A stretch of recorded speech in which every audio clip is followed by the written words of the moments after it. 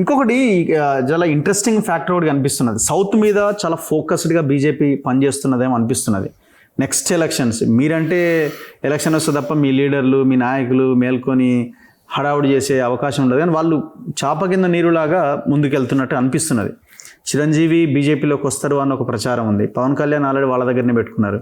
ఇటు తమిళనాడుకి వెళ్తే అన్నామలై ఉన్నాడు, కేరళలో ఇంకొక ఆయన ఉన్నాడు, తెలంగాణలో ఒక బీసీని అధ్యక్షుని చేసి ఇంకేదో చేయాలని ఇక్కడ ప్లాన్ చేస్తున్నారు. సో పర్ఫెక్ట్ ప్లాన్తో భారతీయ జనతా పార్టీ ముందుకెళ్తున్నట్టు కనిపిస్తున్నది.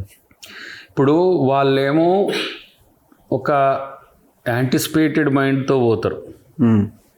మేము రాజకీయంగా బలపడడం ఎలా అనే దానికే కాన్సన్ట్రేట్ చేస్తారు. ఇప్పుడు ఆంధ్రప్రదేశ్లో కూడా మొన్న ఏదో మన విశ్వ హిందూ పరిషత్ మిత్రులు పెట్టిండ్రు ఒకటి. అక్కడ ఒక్కళ్ళు కూడా దళితులో బీసీలో ఎవరు కనపడరు మీకు. అక్కడ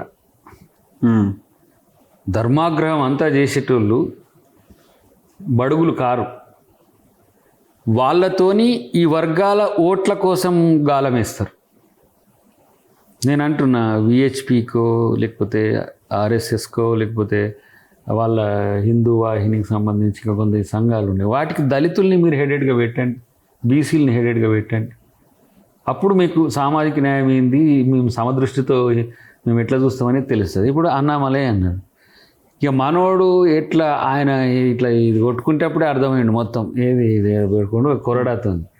అక్కడ జరిగిన సంఘటనకు నీది ప్రభుత్వం ఉన్నది కేంద్రంలో, నువ్వేం చేస్తున్నావు దేశంలో జరిగే సంఘటనలు. మనం చెప్పడానికి ఇది బాగానే ఉంటున్నది, కానీ పబ్లిక్లో ఒక ఎమోషన్ అయితే వాళ్ళు ఒక ఆరా క్రియేట్ చేసి ఇప్పుడు ఎమోటివ్ అంశంలో ఇప్పుడు చిరంజీవి గారిని కిషన్ రెడ్డి గారు పిలిచిండ్రు వాళ్ళ ఇంట్లో సంక్రాంతి సంబరాలకు. మొదలు ఎవరు పెట్టిండ్రు? చిరంజీవి గారు ఏమైనా చెప్పిండ్రా నేను బీజేపీతో సాఖ్యతతో ఉంటా అని చెప్పిండ్రా? ఆయన గెస్ట్గా పిలిచిండు. ఎవరు మన పవన్ కళ్యాణ్ గారు, ఆయన ఉప ముఖ్యమంత్రి అయినప్పుడు నా అన్న నాకు దేవుడు లాంటి వాడు అని పిలుచుకున్నాడు. ఆయన కాంగ్రెస్ నుంచి ఏం పోలేదే.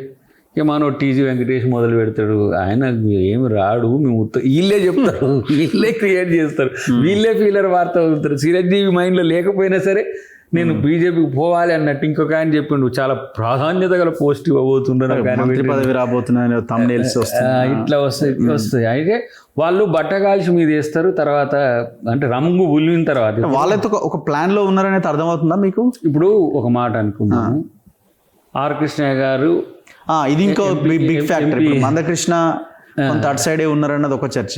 ఆర్ కృష్ణయ్య ఏకంగా ఆ పార్టీ నుంచి ఎంపీని అయ్యిండు. ఆడ టికెట్ ఇప్పుడు వైఎస్ఆర్సీపీతోని ఉండే ఆడ ఎంపీ ఇచ్చిండ్రు. తర్వాత ఏమైంది, అక్కడి నుంచి చాలామందిని రాజీనామా చేసి మళ్ళీ వైసీపీ వాళ్ళకి మళ్ళీ వీళ్ళు ఎంపీని చేసిండ్రు, బీజేపీ వాళ్ళే రెన్యూ.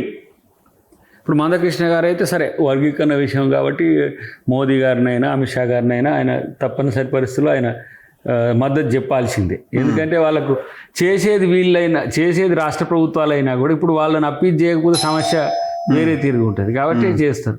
అట్లనే ఎవరు మన కేరళలో మంత్రి ఒక సినిమా యాక్టర్ ఉన్నాడు గోపి, సురేష్ గోపి సంథింగ్, మంత్రిని చేసి ఫస్ట్ టైం క్రికెటర్ ఉండే పిల్లగాడు, ఆ పిల్లగాడు కాకుండా ఇది ఇచ్చింది. సౌత్లో గాలం వేస్తున్న పవన్ కళ్యాణ్ కేంద్రకంగా వాళ్ళు చేయబోతున్న అంశం ఏంటంటే సనాతన ధర్మను మనం ఇక్కడ చెప్పాలి, దానికి ఆర్ఎస్ఎస్ఐ నన్ను అపాయింట్ చేసి ఉంటుంది, మనోడు ఒక దీక్ష చేసింది. కానీ ఎవరు సనాతన ధర్మను వ్యతిరేకించకుండా వ్యతిరేకించేటోళ్ళు అంత చూస్తామంటారు వీళ్ళు.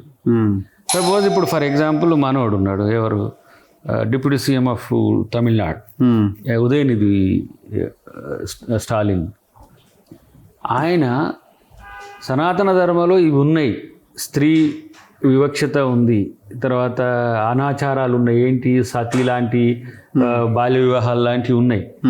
ఇలాంటివి ఉన్నప్పుడు సనాతన ధర్మం ఎట్లయితుంది అంటే మొత్తం దేశం మొత్తం మనం తిరగబడిండ్రు. ఓకే, దేశం మొత్తం తనకు వ్యతిరేకంగా చేసిన పరిస్థితి. అంటే ఇట్లా కొంతమందిని అనుకూలంగా కొంతమందిని వ్యతిరేకంగా వాళ్ళే చేస్తారు, వాళ్ళ రాజకీయ లబ్ధి కోసమే. సౌత్లో ఎప్పటి నుంచో బలపడాలని చూస్తుంది, కానీ కొంత ద్రవిడ్ కల్ట్ కంప్లీట్గా మొడాలిటీతో ఉంటుంది, హిందూ ధర్మాన్ని వ్యతిరేకించరు. కానీ నార్త్ మాదిరిగా ఇక్కడ చేయడం ద్వారా లబ్ధి పొందుతారంటే రేపు పవర్ పోయినప్పుడు ఏం చేస్తారు? పవర్ పోతే అంతా. ఇప్పుడు ఇక్కడ తెలంగాణలో అప్పుడు ఆర్ కృష్ణయ్య మందకృష్ణ ద్వారా కొంత ఈ రెండు కమ్యూనిటీస్ని ఫీల్ గుడ్ ఫ్యాక్టర్స్ పెట్టుకుంటారు, కానీ అసలు మీరు ఉన్న గుడ్నే తీసేసుకుంటారు. ఇప్పుడు బండి సంజయ్ని తీసేసుకొని ఏం చేసిండ్రు? మీ బొందకు మీలే రాళ్ళు కొట్టుకుంటారు కదా. కనీసం బలపడేదాన్ని. అంటే వాళ్ళు ఏంటంటే మళ్ళీ దాంట్లో ఇప్పుడు ఎట్లా అంటే ఈ వివక్షత అనేది కొనసాగుతూనే ఉంటుంది.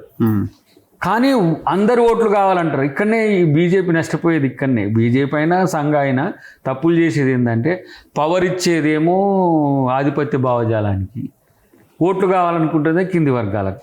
నేను ఇదే మొన్న విజయవాడ దాంట్లో చూసిన వరుస ఎమ్మటి ఏదో అదే హిందూ ధర్మం మీద చేసింది కదా వాళ్ళు. ఓకే, అక్కడ కాన్సన్ట్రేట్ చేసేటప్పుడు మీరు ఫస్ట్ సోషల్ జస్టిస్ కూడా చూడండి నాయన అని చెప్తున్నారు. మీరు మాత్రమే ధర్మ పరిరక్షలు, మీరు మాత్రమే అనే పరిస్థితి వస్తే కింద హిందూ ధర్మాన్ని మోసేది బీసీలు. ఏరి నీకు బీసీలు ఎందుకు కనబడట్లేరు? ఇక్కడ ఉన్న బండి సంజయ్ని బీకేసుకొని మాకు పవర్ రావాలంటారు. ఉన్నది పవర్ ప్రజలు బీకుతారు కదా. కాబట్టి మేము ప్రజల్ని నమ్ముకుంటాం, మతాలను ఆచరిస్తాం, మతాలను గౌరవించడం వరకే కాంగ్రెస్ పార్టీ చేసేది. తర్వాత మీకు మనుధర్మానికి మన ధర్మానికి జరుగుతున్న వారిలో మీరు మనుధర్మం వైపు ఉన్నారు. ఎందుకంటే Amit Shah statements it depicts కదా.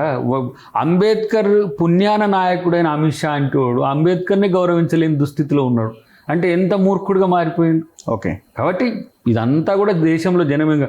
ఒక ఆయన అన్నాడు అమిత్ షాని అసలు ఏమంటలేరు, ఏం చేయలేకపోయింది కదా మీరు అని. అంటే పవర్ వాళ్ళ చేతులు ఉన్నది.